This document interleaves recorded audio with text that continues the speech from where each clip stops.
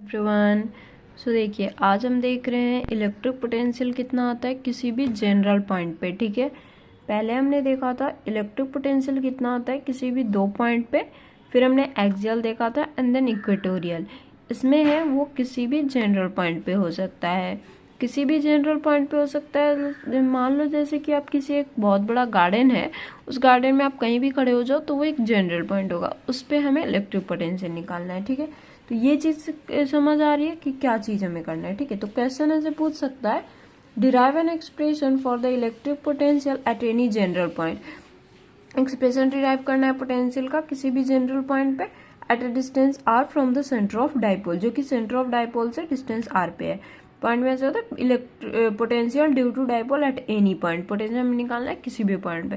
तो ये फिगर आपको देख के थोड़ी लग रही होगी ये क्या है, कुछ समझ नहीं आ रहा, थोड़ा हार्ड जैसे दिख रहा है, बट कुछ भी नहीं है। बस मतलब मैं इसको रीड्रॉ कर लेती हूँ एक पेज में, ठीक है, जिससे कि आपको अच्छे से समझ आएगी। ठीक है, तो यहाँ पे देखिए ये पेज है। पहले तो हम ये देखते हैं, देखो सबसे पहले हमने क्या देखा था, दो पॉइंट के लिए हमने इलेक्ट्रिक पोटेंशियल निकाल रहे थे।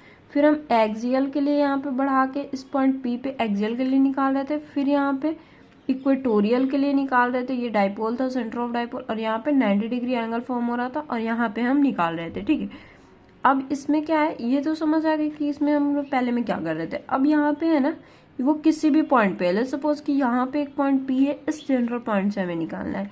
तो अब हमें इस पॉइंट पी का इलेक्ट्रिक पोटेंशियल कितना आता है वो निकालता है, और इसका एंगल कितना बन रहा है इसके साथ में, थीटा एंगल बन रहा है। ठीक है, तो ये चीज होगी। ठीक है, एंड इस चीज को अब देखते हैं। देखो यहाँ पे दो चार्जेस हैं,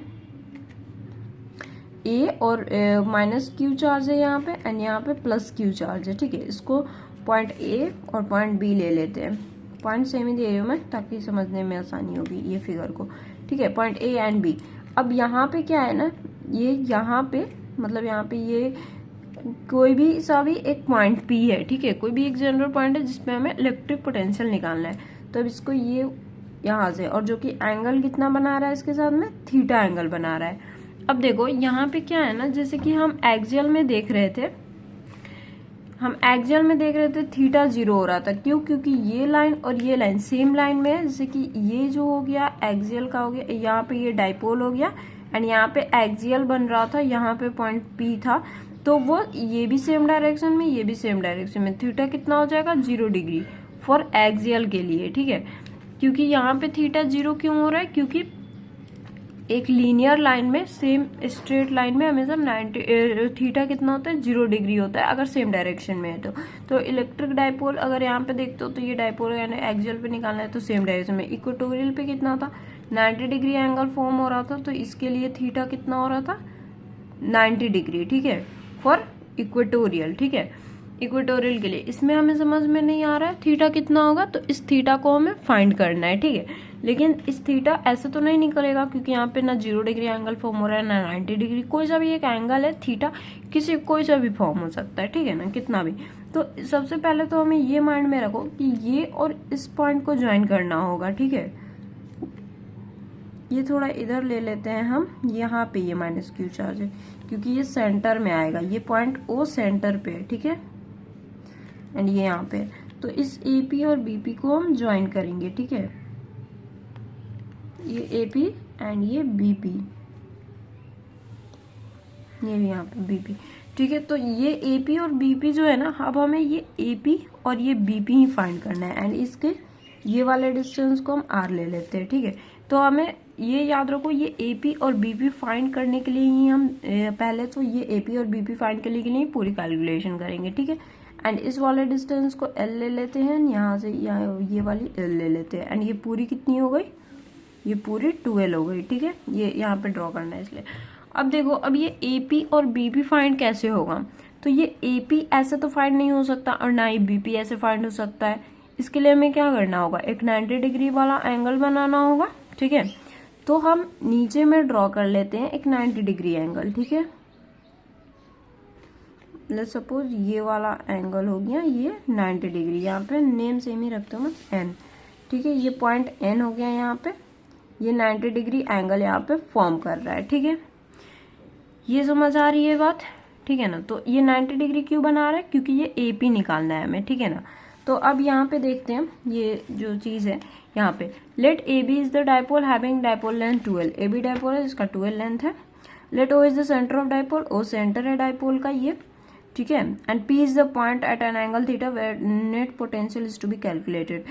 पी जो है वो एक पॉइंट है जहाँ जो कि एंगल थीटा बना रहा है ये लाइन से, एक्सियल लाइन से, मतलब ये जो पी पॉइंट है उसके साथ ये एंगल थीटा बना रहा है जहाँ पे हमें नेट इलेक्ट्रिक पोटेंशियल कैलकुलेट करना है, ठीक है। एंड ओपी को आर ले लिए, ये ओ से पी तक का डिस्टेंस आर है, ठीक है।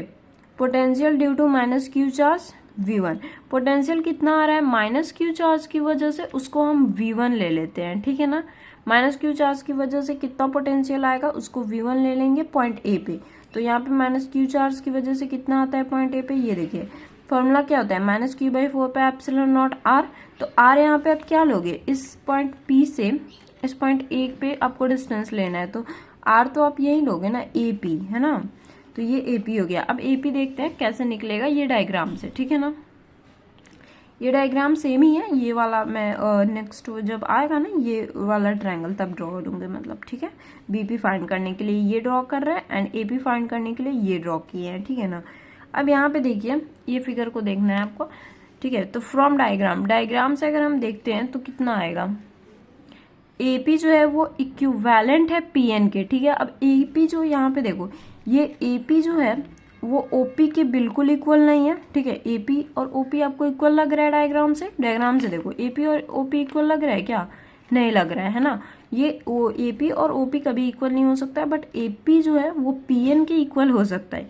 पूरा इक्वल नहीं है बट अप्रोक्सीमेटली इक्वल हो सकता है, ठीक है।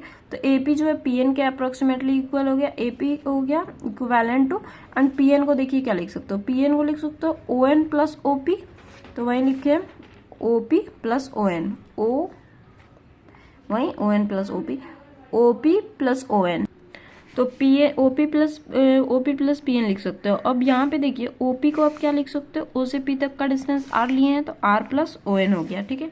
अब यहाँ पे देखते हैं in triangle O N A में देखिए यहाँ पे क्या होगा, जो थीटा एंगल है वो एंगल ओ के बराबर हो जाएगा वर्टिकली अपोजिट एंगल से। ये एंगल ओ जो है वो एंगल थीटा की इक्वल हो जाएगा वर्टिकली अपोजिट एंगल से, ठीक है। तो यहाँ पे भी थीटा हो गया। अब यहाँ पे देखो, यहाँ पे ये 90 डिग्री एंगल फॉर्म हो रहा है, तो यहाँ पे हम देखते हैं इसमें हम बेस और हाइपोटेनस का रिलेशन निकालना है, ठीक है। इसलिए हम क्या लगाएंगे, कॉस लगाएंगे, क्योंकि कॉस से हमें बेस और हाइट मिलती है, ठीक है। तो यहाँ पे देखिए ये थीटा के जो सामने वाला होता है वो परपेंडिकुलर होता है, ठीक है। तो ए एन क्या हो जाएगा, परपेंडिकुलर है क्योंकि ये थीटा के सामने है, तो ये परपेंडिकुलर हो गया ए एन, एंड जो थीटा के साथ लगा होता है उसको बेस बोलते हैं, या फिर जो बच गया तो ये ओ एन बेस हो जाएगा, ओ एन यहाँ पे बेस हो गया, एंड जो परपेंडिकुलर के सामने होता है वो हाइपोटेनस होता है, तो ओ ये हाइपोटेनस हो गया, ठीक है।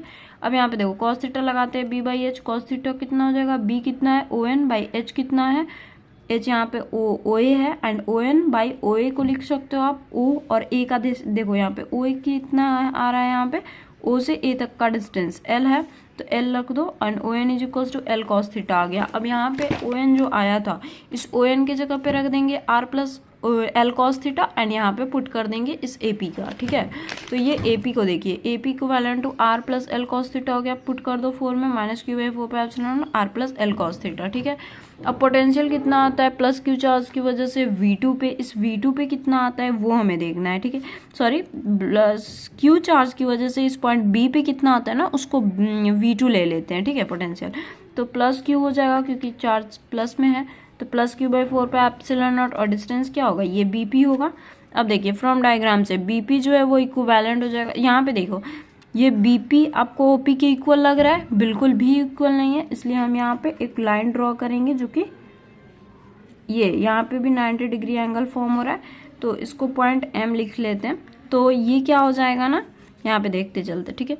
बीपी जो है ये बीपी वो इक्विवेलेंट हो जाएगा बीएम के, सॉरी पीएम के, सॉरी यहाँ पे पीएम ले रहे हैं हम, हाँ देखो यहाँ पे बीपी जो है ये बीपी वो इक्विवेलेंट नहीं है इस ओ पी के, बट हमने ये लाइन ड्रॉ किया तो जो बीपी है वो इक्विवेलेंट हो जाएगा पीएम के, ठीक है। पूरा इक्वल नहीं, इक्विवेलेंट, देखने से भी लग रहा है डायग्राम से, है ना। तो पीएम, अब बीपी हो गया, वहां पे तो हमने प्लस कर रहे थे, यहाँ पे हम क्या करेंगे, पीएम को आप लिख सकते हो ओपी माइनस ओएम, तो ये निकल जाएगा, ठीक है। तो ये ओपी माइनस ओएम हो गया, ओपी आर था ये पूरा, तो आर माइनस ओएम। अब नाउ इन ट्रायंगल ओएमबी में देखो यहाँ इतना आ गया, ओ एम बी में मैंने क्या बताया, थीटा के साथ जो लगा होता है उसको बेस बोलते हैं, तो ओ एम बेस हो गया, ये थीटा के साथ लगा हुआ है तो ओ एम बेस हो गया यहाँ पे, ठीक है, ये ठीक है ओ एम। और यहाँ पे देखो जो थीटा के सामने वाला होता है ना वो परपेंडिकुलर होता है, ठीक है। इसमें परपेंडिकुलर कितना होगा, बी एम परपेंडिकुलर होगा, बी एम परपेंडिकुलर हो गया, एंड जो परपेंडिकुलर के सामने होता है हाइपोटेनस होता है, तो ओ भी हाइपोटेनस हो गया, ठीक है। अब यहाँ पे कॉस थीटा लगा देंगे, बी बाई एच, बी कितना है O M by O M, O B, and O B कितना है यहाँ से यहाँ तक का डिस्टेंस, ओ से बी तक का, ओ टू बी, इसको भी हमने एल लिया है यहाँ से यहाँ तक का डिस्टेंस एल, तो cos theta O M by L, तो ओ एम आ जाएगा L cos theta, and B P की जगह पे यहाँ पे देखिए ओ एम आ गया यहाँ पे एल कॉस थीटा, यहाँ से O M is equals to L cos theta. अब बीपी जो है वो यहाँ से ये जो है वो R minus L cos theta, तो R minus L cos theta आ गया यहाँ पे, ओ एम के जगह पे एल माइनस कॉस थीटा रख दिया, और यहाँ पे अब बीपी की जगह पे ये वाला पूरा टर्म आ जाएगा R minus L cos theta, V two की जगह पे plus Q by 4πε0 R minus L cos theta, ठीक है। तो ये इतना आ गया। अब हमें नेट के लिए ऐड करना होता है तो v1 प्लस v2 कर दो, ये इतना आ गया, ये कॉमन निकल जाएगा, ये इतना बच रहा है। फिर यहाँ पे ये देखो ये एलसीएम ले लेंगे तो ये वाला टर्म तो चला गया, ये बचेगा माइनस में, तो यहाँ पे माइनस प्लस एंड ये कट जाएगा, इसका मतलब एलसीएम लेके इसको कर लिए, ठीक है, तो इसको कर लेना। एंड यहाँ पे ये कट जाएगा 2l cos theta R square minus, यहाँ पे देखो ये a प्लस बी है एंड a माइनस बी है, तो a square minus B square हो गया। अब हमें पता है इलेक्ट्रोडाइपोल का फॉर्मूला होता है 2l3, ठीक है, 2ql इलेक्ट्रोडाइपोल होता था, तो डाइपोल को हम किससे डिनोट करते हैं, पी से, तो P cos theta 4πε0 R square minus L square by cos square theta, ठीक है। अब यहाँ पे देखते हैं स्पेशल केस क्या होता है। फॉर एक्सियल लाइन में अगर आप थीटा 0 रखोगे तो कॉस 0 कितना होता है, 1 होता है, यहाँ पे भी कॉस 0 1, तो p by 4πε0 R square minus L square. तो ये याद करो एक्सियल में भी इतना ही आया था, बाद में हम यहाँ पे एल को टू मच, आर को टू मच ग्रेटर ले रहे थे तो एल 0 हो रहा था, तो यहाँ पे बस इतना बच रहा था, पी स्क्वायर 4πε0 आर स्क्वायर, ठीक है, एक्सियल के लिए। एंड इक्वेटोरियल के लिए थीटा 90 लेंगे तो थीटा 90 कॉस 90 कितना होता है, 0 होता है, तो ये पूरा टर्म ही 0 आ गया। एंड अगर आप देखते हो शॉर्ट डाइपोल के लिए तो आर को टू मच ग्रेटर कर दो एल से, तो एल यहाँ पे पूरा 0 हो जाएगा, तो यहाँ पे एल 0 पुट करोगे तो कितना हो जाएगा, ये टर्म ही चला गया, P cos theta 4πε0 R square बच जाएगा। तो ये था शॉर्ट डाइपोल के लिए, ठीक है। एंड ये एक्सियल का एंड ये इक्वेटोरियल का, तो ये इतना ही उतना ही आ रहा है जब हमने पिछली वीडियोस में एक्सियल एंड इक्वेटोरियल के लिए डिराइव किया था वो। फिर हम यहाँ पे एल को टू मच, आर को टू मच ग्रेटर करके एल 0 ले रहे थे, ठीक है। तो ये था किसी भी जनरल पॉइंट पे, तो इसको अच्छे से नोट डाउन कर लेना एंड 1-2 बार प्रैक्टिस कर लोगे तो हो जाएगा। एंड कोई भी दिक्कत हो तो कमेंट करना, एंड नेक्स्ट वीडियो में मिलते हैं। Bye guys.